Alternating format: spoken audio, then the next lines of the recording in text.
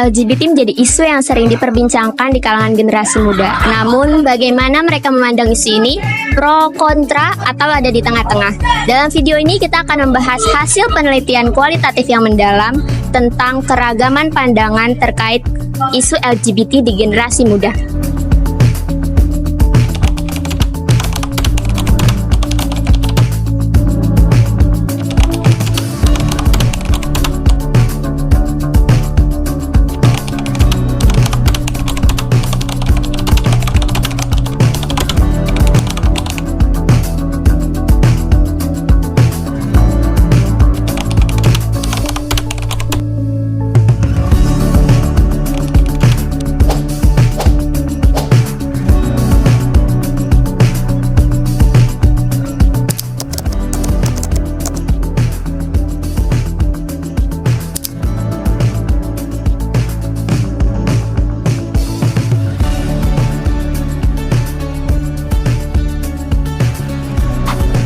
Di Indonesia ya, menurut pendapat saya, komunitas yang mendukung LGBT di Indonesia itu menurut saya adalah sebuah gerakan yang memang benar-benar keren sih, karena itu benar-benar menyuarakan hak-hak teman kita yang LGBT yang mana itu sangat termarginalisasi atau sangat terpinggirkan, apalagi di Indonesia yang notabene-nya negara yang mungkin kurang welcome sama LGBT.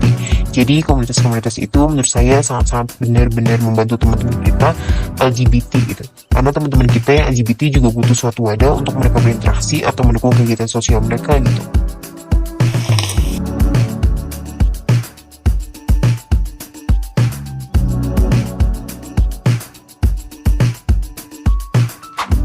Menurut saya, komunitas LGBT itu mereka sama aja kayak kita, cuma mereka punya orientasi atau identitas yang beda. Kadang saya merasa mereka masih dapat stigma, padahal mereka juga manusia.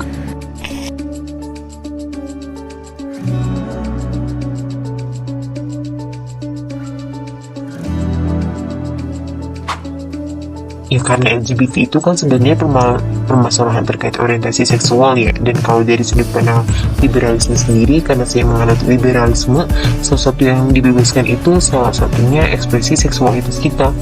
Sebenarnya nggak masalah juga sih kalau kita mau suka sama jenis kah atau mungkin beda jenis kah, itu nggak jadi masalah, karena itu ya kebebasan berekspresi.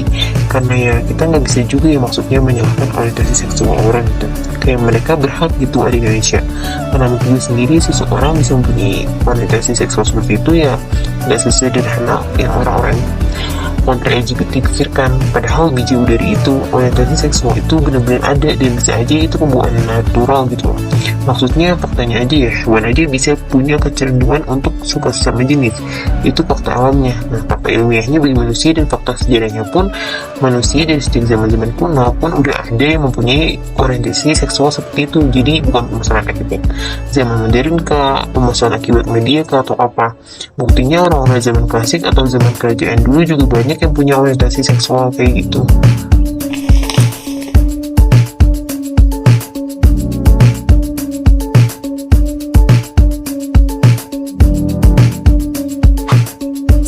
Setuju aja, soalnya saya percaya semua orang berhak buat hidup sesuai dengan apa yang mereka inginkan dan merasa nyaman, selama nggak merugikan orang lain.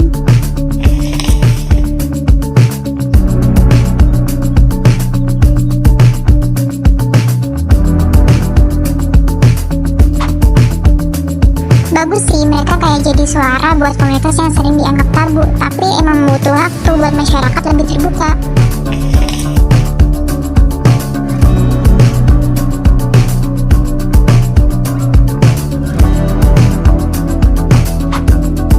Mereka yang memperjuangkan hak-hak mereka, terutama yang di Indonesia gitu ya, dengan hati nurani kita aja, kita pandang mereka yang LGBT, teman-teman kita yang LGBT juga manusia gitu, dan mereka pun juga punya hak-hak sosial yang mana mereka harus memenuhi juga hal-hal seperti itu.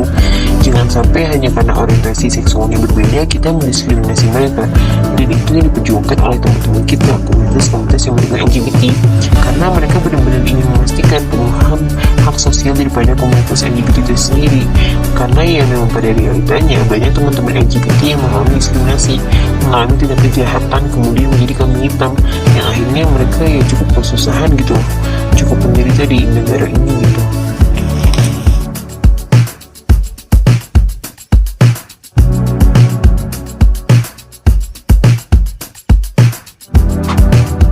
komunitas LGBT di Indonesia tuh masih cenderung sembunyi-sembunyian, dan mereka memang terkadang terekspos kegiatannya, walau ya pasti akan mendapatkan cacian dari masyarakat atau dijegal.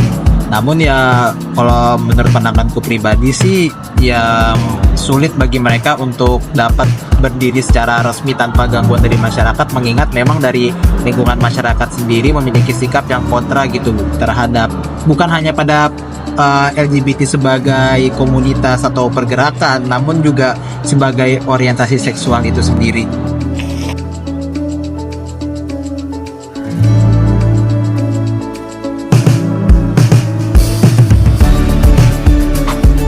Komunitas LGBT di Indonesia sebetulnya itu udah sangat-sangat melanggar dari nilai-nilai budaya ya, nilai-nilai timur orang-orang yang ada di Indonesia.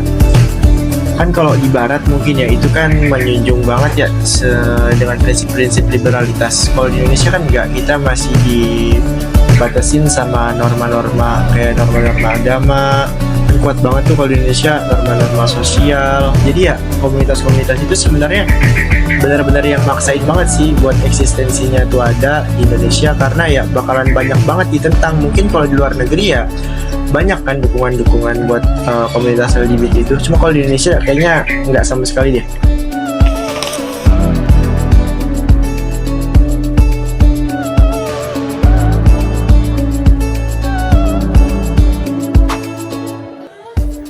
Ya karena kan pertama ini kalau kita ngomong konteks gay secara general aja ya. Iya. Iya karena pertama kita khususnya untuk orang-orang yang beragama gitu. Ketika kita udah memutuskan untuk beragama, ya udah sangat penting bagi kita lah untuk menjalani ajaran-ajaran agama itu, khususnya menjauhi larangan dan menaati perintah gitu.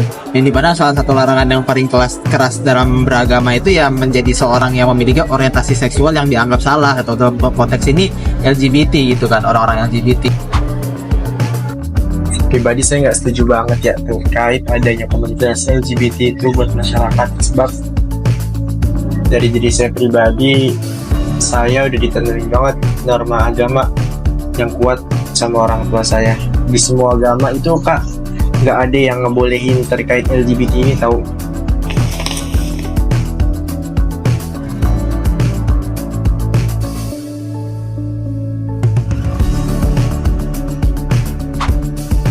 Oh iya, kalau misalkan kayak gitu mereka bisa disebut dengan ekstremis sih kak, sebab yang tadi saya sudah jelaskan bahwa terlalu maksain. Kalau misalkan mereka tetap pro dan mereka pro-nya itu dilayangkan ke publik, kalau mereka misalkan pro, kalau nggak salah itu di Bundaran HI nggak lama dari yang sekarang, tahun-tahun belakangan ini ada itu promosiin terkait LGBT itu. Nah itu kan dapat kecaman keras tuh dari berbagai pihak.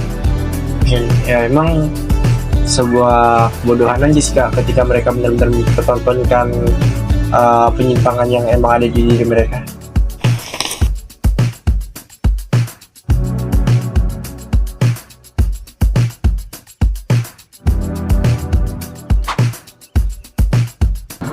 Iya, itu kembali lagi mereka ketika mereka memperjuangkan ya itulah hak yang apa mereka klaim sebagai hak. Ya bahasanya mereka juga harus paham gitu kalau bahasanya dalam suatu masyarakat itu juga mereka memiliki nilai dan norma yang berlaku. Ya ketika mereka memperjuangkan hak, mereka juga harus paham konteks masyarakatnya gitu. Ya kalau menurut mereka apa yang mereka perjuangkan itu tidak relate, ya mereka juga tidak boleh memaksakan, karena kembali lagi sebenarnya base statement dari ini adalah kebebasan berpendapat kan. Ya ketika kita ngomongin kebebasan berpendapat sebenarnya agak kontradiktif aja gitu ketika ya ada golongan yang bebas berpendapat namun dia menjegal orang lain yang tidak sependapat dengan dia gitu. Ya dalam konteks ini orang-orang yang memperjuangkan hak LGBT itu kerap kali memberikan stereotip buruk gitu untuk orang-orang yang tidak satu golongan dengan mereka gitu. Apalagi kan kalau kita ngomongin konteksnya masyarakat luas ini sulit gitu kalau misalkan ya bagi gerakan LGBT ini untuk tumbuh di masyarakat yang emang dari awal udah kontra atau tidak memiliki kesamaan nilai dan norma yang sama gitu. Tapi kalau kita ngomongin konteksnya di Indonesia, menurut aku pribadi ya itu tadi kembali ke awal bakal sulit untuk mereka, dan ya bahasanya kembali lagi lah kita menghormatin ini bakal ada dua pihak juga sebenarnya bakal minta dihormati ini, antara masyarakat yang memegang nilai dan norma yang sudah berlaku dan antara masyarakat yang sedang memperjuangkan hal yang baru gitu, atau bahasanya tuh nilai norma yang mereka impor dari luar gitu kan bahasa kasarnya. ya itu tadi sih, pada akhirnya ya ini akan jadi salah satu gerakan yang akan selalu kontradiktif gitu kalau menurut aku pribadi sih. Tapi pada akhirnya kembali lagi ya bagaimana kita dapat menyikapinya dengan sikap yang paling dewasa gitu, tanpa adanya menimbulkan hal-hal yang bersifat destruktif antara satu sama lain.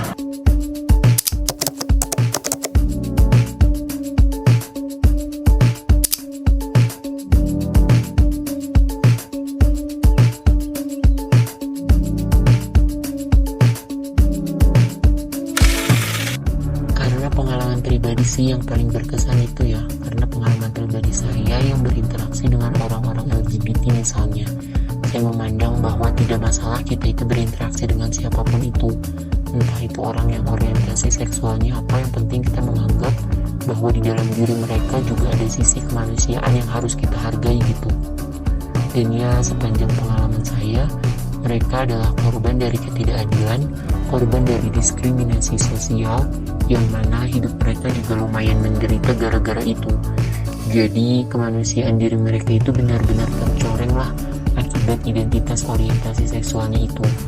Jadi yang bikin saya benar-benar punya perhatian pada LGBT itu sebenarnya karena sisi humanisme inilah yang harus diperjuangkan gitu. Kita harus menghargai hak-hak hidup orang lain, kita harus menghargai kebebasan orang lain juga gitu, selama mereka tidak menimbulkan kerugian bagi diri kita sendiri.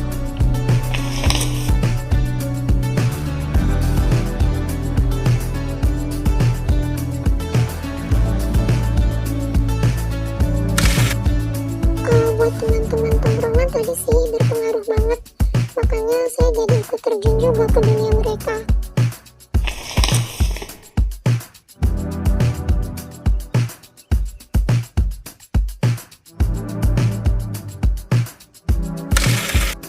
Saya pernah kajian sama bapak saya terkait yang LGBT, walaupun nggak kajian secara ilmiah dan komprehensif, cuman ya obrolan antara anak sama bapak aja kak ngebahas tentang LGBT itu. Yang memang aksi akhir dari kajian itu menimbulkan adanya suatu konklusi bahwa tolak keras LGBT dari keluarga saya.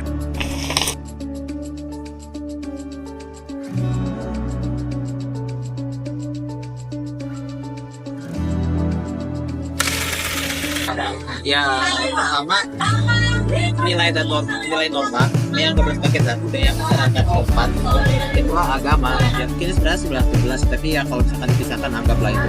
Ya kalau menurut aku sih itu, karena kembali lagi kalau misalkan kita lihat orang yang kontra sama LGBT itu kebanyakan stance-nya karena memang nilai dan norma mereka itu melarang hal tersebut.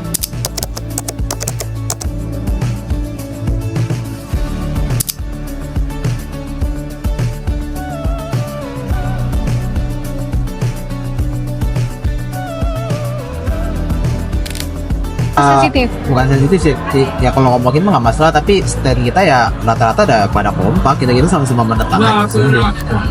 Dan kita juga tidak membenarkan ketika hal tersebut tuh memasuki tayangan-tayangan untuk anak-anak gitu khususnya, karena ya buat adik saya yang kecil juga ya pernah lah gitu kan, ada yang paparan kayak gitu walau dia masih belum ngerti, cuman kan karena ada itu kita lebih selektif lah dalam ngasih tayangan.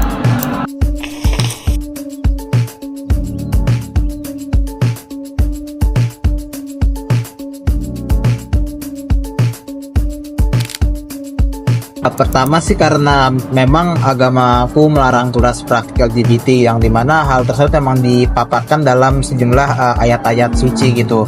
Jadi Al-Quran, aku Islam ya, seperti azab terhadap kaum Sodom dan ya berbagai ayat-ayat yang melaknat pelaku ya LGBT semacam itu. Ya mungkin sebagian orang ya ada yang bakal bilang gitu kalau agama tuh fiksi dan lain sebagainya. Salah satu teman saya juga termasuk. Tapi kalau buat aku pribadi sebagai orang yang tetap memegang stand keagamaan, ya buat aku sih ya itu udah cukup alasan yang cukup kuat buat aku sendiri untuk mengambil sikap kontra LGBT. Karena ya kemudian lagi saya individu yang beragama dan agama saya secara terang-terangan melaknat hal tersebut gitu.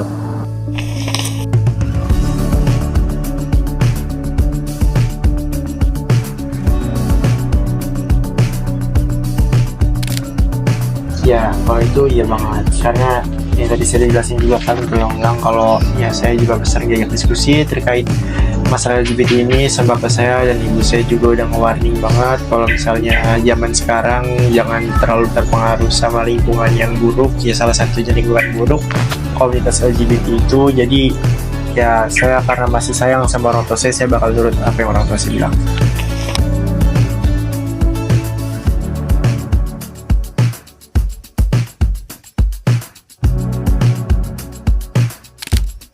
Kalau teman atau kelompok sih kurang mempengaruhi pendapat pribadi saya, sebab saya kurang percaya juga karena di lingkungan saya kurang juga serius kalau ngebahas isu-isu yang kayak gini. Paling bawa bercanda, makanya saya nggak terlalu terpengaruh atau mengambil pengaruh dari lingkungan saya. Mungkin kalau pengaruh yang saya ambil banyaknya ya dari platform-platform yang menurut saya itu terpercaya gitu buat ngasih informasi terkait hal kayak gitu.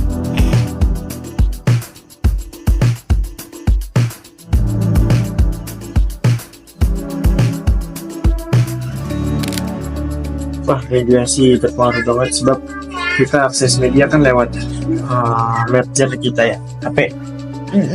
Nah, itu karena emang sekarang kita ada di era kalau 2.0, jadi kita HP itu dipegang terus. Jadi media-media kayak gitu emang lewat terus. Algoritmanya kalau kita sering buka itu kan bakalan kelihatan terus tuh gitu tuh. Nah, saya salah satu yang emang salah satu algoritma dari banyak konten-konten yang muncul di media-media sosial saya yaitu terkait LGBT ini. Jadi ya berpengaruh banget lah sampai yang kayak saya punya pandangan-pandangan baru terkait hal itu dari media-media sosial.